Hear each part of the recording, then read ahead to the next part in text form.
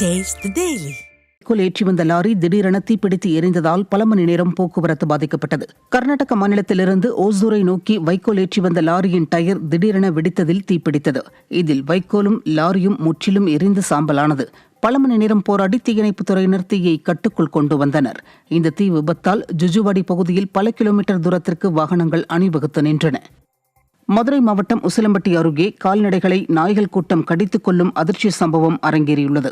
வில்லானியில் செல்லமாயன் என்பவரின் 5 ஆடுகளையும், லிங்கநாயக்கன்பட்டி பூங்கொடி என்பவரின் பிறந்து 4 நாட்களே ஆன கன்றுக்குட்டியையும் நாய்கள் கூட்டம் கடித்து குதறியதில் 4 ஆடுகள் பலியாகியுள்ளன. படுகாயங்களுடன் ஒரு ஆடும் கன்றுக்குட்டியும் உயிருக்கு போராடின.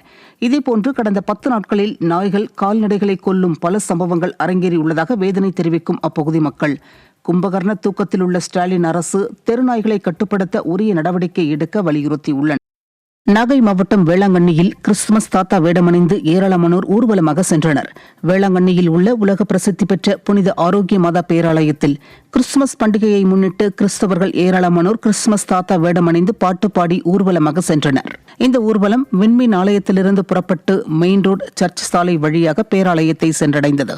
இந்த நிகழ்வில் ஏராளமானோர் கலந்து கொண்டனர்.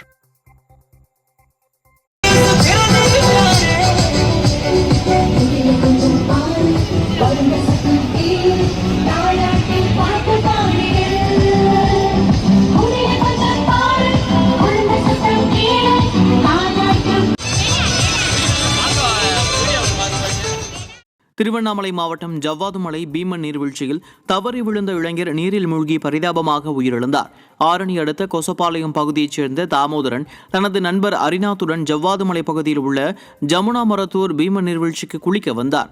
பீமன் நீர்வீழ்ச்சிக்கு கீழ்ப்பகுதியில் செல்ல வனத்துறை தடை விதித்துள்ள நிலையில் இவர்கள் வாகனத்தை வெளியே நிறுத்திவிட்டு நீர்வீழ்ச்சிக்கு சென்றுள்ளனர்.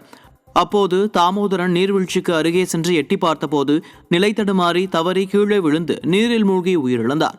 பீமன் நீர்வீழ்ச்சி பகுதியில் இதுபோன்ற சம்பவங்கள் அடிக்கடி நடப்பதால் காவல்துறையினரை பாதுகாப்பு பணியில் ஈடுபடுத்த வேண்டுமென பொதுமக்கள்